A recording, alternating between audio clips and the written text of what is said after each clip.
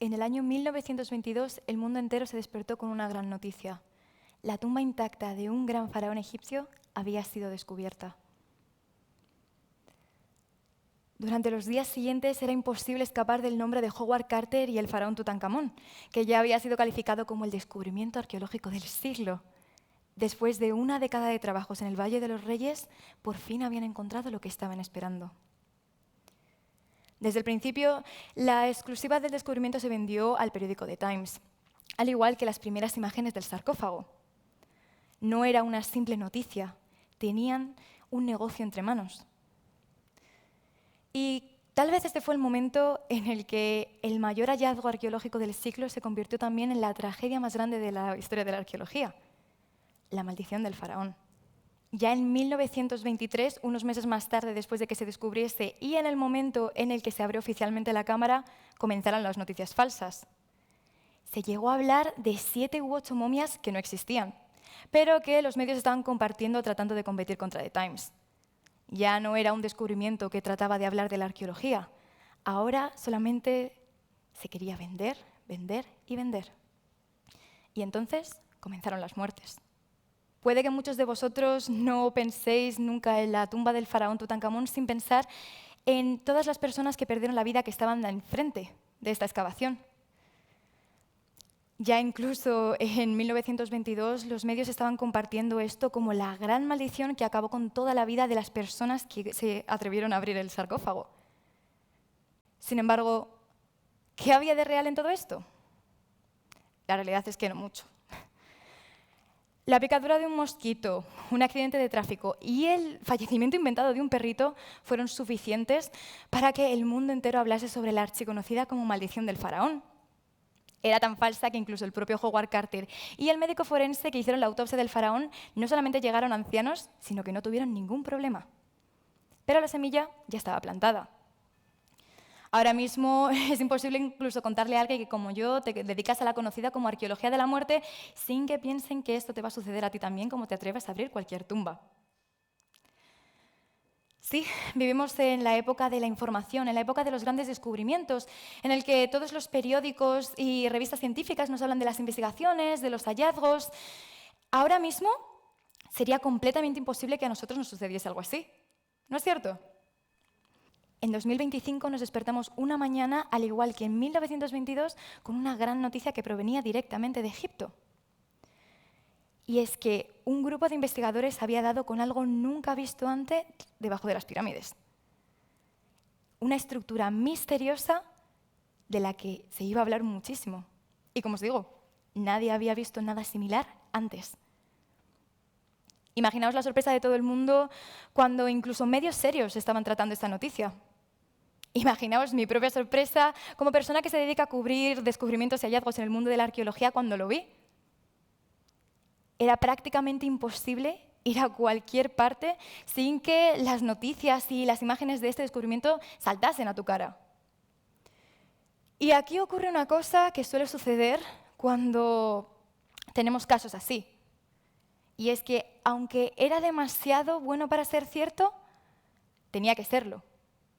Estamos hablando de que muchos de los medios que estaban hablando de ello son medios serios, medios que llevan años hablando de esto y que, además, se supone que contrastan sus fuentes. De eso va el periodismo, ¿no? De que la gente coja sus fuentes y pueda dar a los lectores las noticias reales. Si el periódico que lees todos los días mientras vas en metro al trabajo te lo cuenta, tú te lo crees.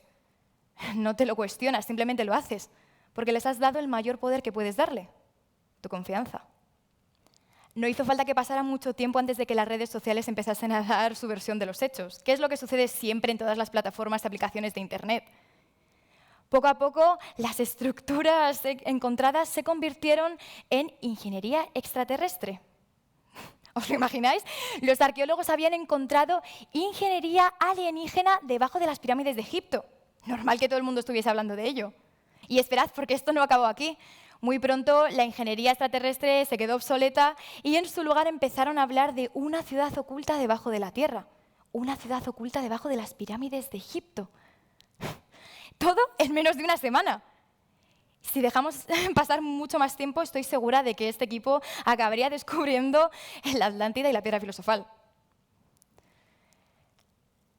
Ahora tenéis que saber una cosa de mí antes de continuar, y es que, aparte de arqueóloga especializada en el mundo funerario, también soy investigadora y divulgadora. Lo que quiere decir que paso muchísimo tiempo leyendo lo que escriben otras personas y básicamente que he conseguido hacer mis gustos de la infancia un problema de absolutamente todo el mundo. Pero dentro de la divulgación yo me dedico a un campo muy concreto, que es el de las noticias y los hallazgos arqueológicos. Y en concreto lo que a mí más me gusta, que es desmentir bulos. Así que imaginaros lo que era esta noticia para mí. Completamente increíble. Durante una semana estuve recibiendo, al menos una vez cada hora, menciones en vídeos que hablaban sobre este descubrimiento. Y mención a mención me iba quedando mucho más claro lo que había sucedido aquí. Pero yo no contaba con una cosa. Y es que había un artículo científico que lo respaldaba. Sí, como estáis escuchando, un artículo científico que hablaba sobre una ciudad extraterrestre escondida debajo de las pirámides. Evidentemente, tenía que leerlo. Cualquier investigador que se precie está al día con todos los descubrimientos de su campo, y más si es un hallazgo que va a cambiar el mundo de la arqueología como lo conocemos.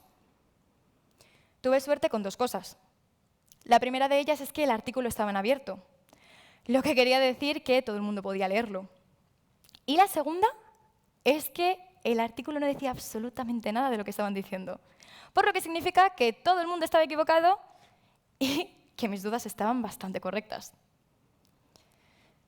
El estudio publicado en el año 2022 hablaba sobre que se había intentado mejorar una tecnología de escáner de suelo, una especie de LIDAR, pero que diese unas imágenes mucho más nítidas. En resumidas cuentas, para lo que se iba a utilizar era para poder ver estructuras debajo de la tierra y poder excavarlas. Cuando la gente que es de fuera del mundo de la arqueología me pregunta que cómo sabemos los arqueólogos dónde empezar a excavar, este es uno de los ejemplos que les pongo porque es bastante sencillo. Ahora vivimos en una época en la que la tecnología está en el auge y la arqueología se aprovecha bastante de ello. Pero durante toda la historia de nuestra disciplina hemos tenido la posibilidad de utilizar distintas herramientas, como por ejemplo la prospección de terreno para saber dónde comenzar a hacer agujeros. Porque, lo creáis o no, la arqueología es de todo menos caótica. Y esa es una de las razones también por la que tardamos tanto tiempo en hacer nuestras excavaciones. Pero bueno, vamos a retomar el tema del que hemos venido a hablar. Y es que justo al mismo tiempo que se hizo y se publicó este artículo, se hizo una rueda de prensa en la que los investigadores comenzaron a dar su visión del asunto. Una rueda de prensa en la que efectivamente decían que lo que querían hacer era ver debajo de las pirámides. Nada más y nada menos, ver debajo de las pirámides. Sin embargo, no se mencionaba en ningún momento la palabra ingeniería extraterrestre, ni ciudad alienígena, ni nada por el estilo. En todo momento se hacía referencia al verbo hallar, en condicional. Sí que es cierto que por la ideología que tenían los investigadores, ellos iban a tratar de utilizarlo para efectivamente ver si existía la vida alienígena. Pero en ningún momento estaban afirmando nada de lo que todo el mundo les estaba poniendo en la boca. Son dos cosas muy distintas. Hubo otra casualidad, que es la que a mí más me fastidia de todas, y es que hace tan solo unos meses sí que hubo un descubrimiento a los pies de las pirámides de Egipto. A finales del año 2024 se publicó un artículo que hablaba sobre que se había encontrado un gran espacio de varios metros de longitud y de altitud que muy probablemente se había utilizado para la construcción de la misma. Aquí está el problema. Estamos hablando de una noticia real que luego se utilizó para justificar las noticias falsas. Los medios ya habían reportado esta noticia anteriormente, así que esta vez no podía ser igual, no podía ser falso. Aquí tengo que romper una lanza a favor de los periodistas, y es que la gente no lee más allá de los titulares. Por eso existe el clickbait, porque la gente se conforma con simplemente leer lo que pone en la primera página de búsquedas de Google y no lee el resto de los artículos. Y así es como se forma un bulo, cogiendo las partes de la vida real que sí que existen y adaptándolas para que digan lo que tú quieres. Así es como un escáner de suelo y una plataforma de construcción se convierten en la gran ciudad escondida alienígena que cambiará el mundo de la arqueología. Si os lo estáis preguntando, hice un vídeo hablando de este tema. Hice un vídeo y di toda la información que os acabo de dar. No solamente cité el artículo, sino que yo lo que quería es que todo el mundo pudiese tener la información delante y así desarrollar una visión crítica. Porque creo que es muy importante que todo el mundo tenga toda la información antes de decidir si cree lo que está escuchando o no. Sin embargo, ya os lo digo, el resultado fue espantoso.